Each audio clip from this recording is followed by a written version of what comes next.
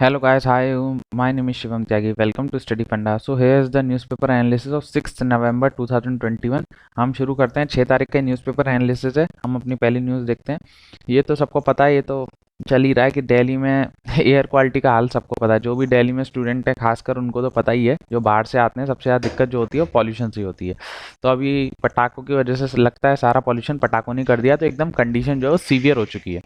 अब इसमें जो पूछा जाएगा एग्जाम पॉइंट ऑफ व्यू के लिए, ये कोई पूछेगा दिल्ली में क्या कंडीशन है, वहाँ क्या कंडीशन है, जो पूछा जाता है 2 वर्ड्स हैं, याद रखिएगा, बहुत ज़्यादा इंपॉर्टेंट है। AQI और सफ़र, ये 2 वर्ड याद रखेंगे, AQI और सफ़र। AQI क्या होता है? एयर क्वालिटी इंडेक्स, जो एयर की क्वालिटी बताता है। इसे निकालता कौन है? इसको निकालता है CPCB, याद रखेंगे, central pollution control board. CPCB निकालता है, क्या निकालता है? एयर क्वालिटी इंडेक्स निकालता है। इसमें 6 कैटेगरीज होती हैं, 8 पॉल्यूटेंट होते हैं। सबसे इंपॉर्टेंट चीज मैं बता रहा हूं, 6 कैटेगरीज होती हैं AQI में और 8 पॉल्यूटेंट्स होते हैं, याद रखेंगे हर बच्चा। तो ये 6 कैटेगरी कौन सी होती है? गुड हो सकती है, सेटिस्फैक्टरी, मॉडरेट, पुअर, सीवियर। ये कोई नहीं पूछेगा कैटेगरी कौन सी है, बस ये पूछेगा 6 कैटेगरी याद होनी चाहिए आपको, कि बस 6 कैटेगरी होती है, 8 पॉल्यूटेंट। हाँ, पॉल्यूटेंट पूछ लेता है, वो क्या करता है, यहाँ 4-5 पॉल्यूटेंट का नाम लिख देगा और उसमें कहेगा कि इसमें से बताइए AQI में कौन सा है। ये बोल देगा कि इसमें से AQI में कौन सा इन्वॉल्व नहीं है। तो PM10, PM2.5, NO2, SO2, carbon monoxide, ozone, ammonia और लेड।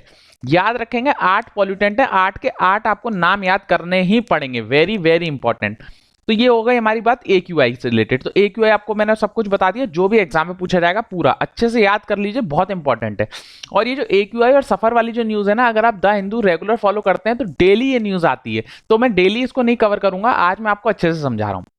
दूसरी जो बात हो रही है वो ये, यहाँ पे देखिए सफर लिखा हुआ है, SAFAR। तो ये क्या चीज है, ये भी थोड़ा पढ़ लीजिए, ये भी अपने आप में इंपॉर्टेंट है। तो कभी कभी किसी किसी एग्जाम में मैंने देखा है कि जो मतलब SSC टाइप है उनमें तो सफर की फुल फॉर्म तक पूछ लेते हैं। तो system for air quality and weather forecasting and research. तो जो SSC वाले बच्चे हैं वो इसकी सफर की फुल फॉर्म याद कर लीजिए, लेकिन जो CAPF के बच्चे हैं वो इसके बारे में थोड़ी डिटेल पता कर लीजिए, क्योंकि ये जो AQI और ये सफर है इसका यूज आप सीधे अपने पेपर 2, अगर कोई भी पॉल्यूशन से रिलेटेड आपके पास आर्टिकल आता है या स्टबल बर्निंग से रिलेटेड कुछ आता है, तो उसमें आप AQI और सफर का भरपूर यूज कर सकते हैं। अब सफर और AQI में कुछ नहीं है। सफर क्या कहता है, इसे बनाया किसने? सबसे पहले तो यही तो IITM पुणे, और इसको चलाता कौन है, ऑपरेशनलाइज्ड कौन करता है? तो IMD, जो अपना मेट्रोलॉजिकल डिपार्टमेंट है वो। इसमें 12 पॉल्यूटेंट हैं, उसमें 8 पॉल्यूटेंट थे, इसमें 12 हैं। इसमें PM1, PM2.5, PM10, ozone, CO, NO2, sulphur, वो nitrogen oxide, sulphur oxide, black carbon, BC का मतलब है ब्लैक कार्बन, और मीथेन और नॉन मीथेन, जैसे हम VOC भी कह देते हैं, वॉलेटाइल ऑर्गेनिक कंपाउंड्स। तो ये 12 पॉल्यूटेंट हैं। और इसको ये क्या मतलब क्या फोरकास्ट करता है, ये बताता है आज के तो प्रेजेंट कंडीशन बताता है कि आज का मतलब अपनी एयर कैसी है और आज का टेम्परेचर कैसा है, आज की ह्यूमिडिटी कैसी है, ये ह्यूमिडिटी तक बताता है, आज रेनफॉल कितनी होगी, और 24 घंटे के बाद तक का बता देता है। इसकी सबसे अच्छी बात क्या है कि मतलब अगले दिन का भी बता देता है कि अगले दिन की क्या कंडीशन रहेगी। इसमें और AQI में यही फर्क है कि AQI तो केवल एयर की बात करता है, लेकिन जो सफर है वो हमारे ह्यूमिडिटी, रेनफॉल, विंड कितनी है, अल्ट्रावायलेट रेडिएशन कितनी है, टेम्परेचर कितना है, विंड की डायरेक्शन क्या है, ये सब कुछ मॉनिटर कर सकता है। सफर की फुल फॉर्म मैंने बता दी, AQI क्या बता दिया, एयर क्वालिटी इंडेक्स। AQI को निकालता कौन है? CPCB निकालता है। सफर को कौन निकालता है? तो IMD इसको ऑपरेशनलाइज करता है। बनाया किसने था? IITM पुणे ने बनाया था। उसमें 8 पॉल्यूटेंट है, इसमें 12 पॉल्यूटेंट है, वो 6 कैटेगरी में। तो ये टोटल चीज है जो आपसे एग्जाम में पूछी जाएगी, याद कर लीजिए, रट लीजिए। Work on central secretariat set to start, ये कुछ नहीं है, न्यूज सब बकवास है। एक चीज बस इसमें जो इंपॉर्टेंट है वो इसको याद कर लीजिए, ये क्या है, वो आपसे पूछेगा why Central Vista project is in news. वो ऐसे करके पूछेगा कि सेंट्रल विस्टा क्या चीज है। तो जो नई दिल्ली में जो हमारी नई पार्लियामेंट बन रही है उसका नाम है सेंट्रल विस्टा प्रोजेक्ट, याद रखेंगे। जो नई पार्लियामेंट बन रही है उसका नाम है सेंट्रल विस्टा प्रोजेक्ट। वो ये पूछेगा why Central Vista project is in news, या पार्लियामेंट का नाम या जो बना रही है कंपनी। तो बस आपको याद रखना है सेंट्रल विस्टा प्रोजेक्ट, और इससे ज्यादा कुछ याद करने की जरूरत नहीं है, नॉट दैट इंपॉर्टेंट। आगे चलते हैं। Goa maritime conclave to discuss security challenges, naval agency form Indian ocean region to participate. अब ये इंडियन ओशियन रीजन क्या चीज है, इसमें कुछ नहीं है। जैसे इंडियन ओशियन रीजन, आपसे नाम को ही समझ में आएगा, जो भी कंट्री इंडियन ओशियन को कनेक्ट कर रही है उन सबकी मीटिंग है कि हम कैसे कैसे इंडियन ओशियन में अच्छी तरक्की कर सकते हैं। तो जो इसमें इंडियन ओशियन रीजन का बस थोड़ा सा पढ़ लीजिए, आपके लिए इतना इंपॉर्टेंट नहीं है जितना सिविल सर्विस में बहुत इंपॉर्टेंट है, लेकिन मेरे को नहीं लगता कि CAPF में इतना डीप में जाएगा। बस आपको ये पता होना चाहिए इंडियन ओशियन रीजन की कौन कौन सी कंट्री है। तो टोटल 12 कंट्रीज हैं। जो आती हैं आईयूआर में। तो Australia, India, Indonesia, Bangladesh, Madagascar, Somalia, Tanzania, south Africa, UAE और यमन, ये सब मतलब इंडियन ओशन रीजन का पार्ट है। तो आपको ये सब याद होनी चाहिए। ये टोटल 12 कंट्री हैं, ठीक है। और क्या कहते हैं, इकोनॉमिक सिग्निफिकेंस, ये इतना मतलब पेपर 2 के लिए इंपॉर्टेंट है, बस मैंने रफली कि इससे क्या होगा कि 80% जो वर्ल्ड का ट्रेड होता है वो इसी रीजन से होता है। स्ट्रेट ऑफ हॉर्मोज क्या का के बीच में, मैंने पहले भी आपको बता चुका हूं, याद रखिएगा। Strait of Hormuz, strait of Bab el Mandeb और स्विस कैनाल, इसके बारे में फिर से समझा चुका हूं। स्ट्रेट ऑफ हॉर्मोज तो बहुत ही ज्यादा इंपॉर्टेंट है, आप देखेंगे हर न्यूज में आ जाती है। तो स्ट्रेट ऑफ हॉर्मोज किस किस के बीच में, तो पर्शियन गल्फ और Gulf of Oman. Attractive economies, Indian ocean region में सबसे ज्यादा इकोनॉमी, मतलब भाई जब आपको पता है कि 80% ट्रेड यहीं से हो रहा है तो इकोनॉमी पे तो असर पड़ेगा ही ना। और इंडियन ओशन रीजन रिच है नेचुरल रिसोर्स में, क्योंकि यहाँ पे फिशिंग हो सकती है। फिशिंग 15% वर्ल्ड की फिशिंग यहाँ पे होती है। बहुत सारे मिनरल्स पाए जाते हैं। एक आपने सुना होगा पॉली, ये बोलते हैं ना, पॉली नोड्यूल्स बोलते हैं, पॉलीमेटेलिक नोड्यूल्स बोलते हैं, जो ओशंस में पाए जाते हैं। ये भी बहुत अच्छा मिनरल होता है। जो साउथ चाइना सी का जो इशू है ना, वो भी यही है कि साउथ चाइना सी में बहुत ज्यादा मिनरल पाए जाते हैं, इसलिए चाइना उसको अपना अधिकार क्षेत्र बनाता है।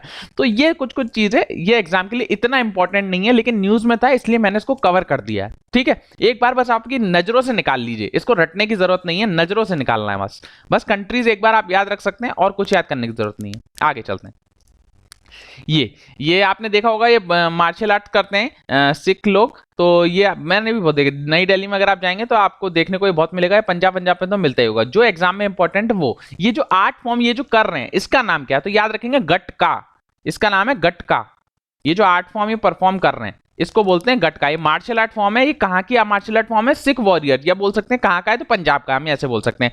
ऐसे आपने सुना होगा एक मार्शल आर्ट फॉर्म बहुत फेमस है, कलरिय पट्टू। कलरिय पट्टू ये भी एक मार्शल आर्ट फॉर्म है, केरला की मार्शल आर्ट फॉर्म है, क्योंकि एग्जाम में पूछता है कि कलरिय पट्टू किससे रिलेटेड है, तो केरला की मार्शल आर्ट फॉर्म है। ऐसे आपसे पूछ सकता है भाई। ये कलरिय पट्टू पूछा जा चुका है, गटका भी बहुत पहले पूछता था, अब उसने पूछना बंद कर दिया है।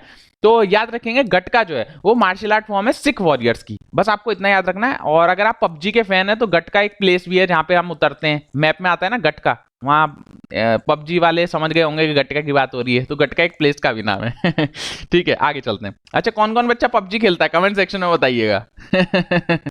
तो आज की न्यूज इतनी थी। I hope you like my lecture. Please like share and subscribe. ये मेरी इंस्टाग्राम आईडी है, आप मेरे को फॉलो कर सकते हैं, शिवम_त्यागी_ST को।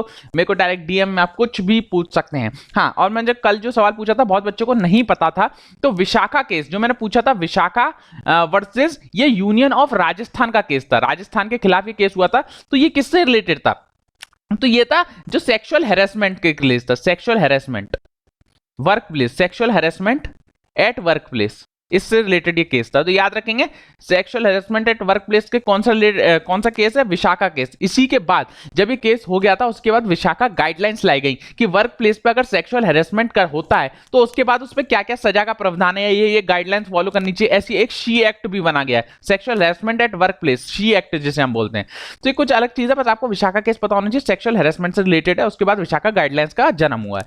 तो आज की न्यूज इतनी थी। I hope you like my lecture. ज्यादा न्यूज नहीं आ रही है, ऐसा दिवाली अभी गई है तो कुछ नया प्रोजेक्ट भी नहीं आ रहा है, तो अच्छी बात है। आपको कम पढ़ना पड़ेगा, जितना है उतना ही याद रखिए। इससे ज्यादा डिटेल में पढ़ने की आपको बिल्कुल जरूरत नहीं है। पढ़ते रहिए, आगे बढ़ते रहिए, जी जान लगा के पढ़िए। एंड हैप्पी भैया दूज आज की है। So take care, signing off today, bye bye.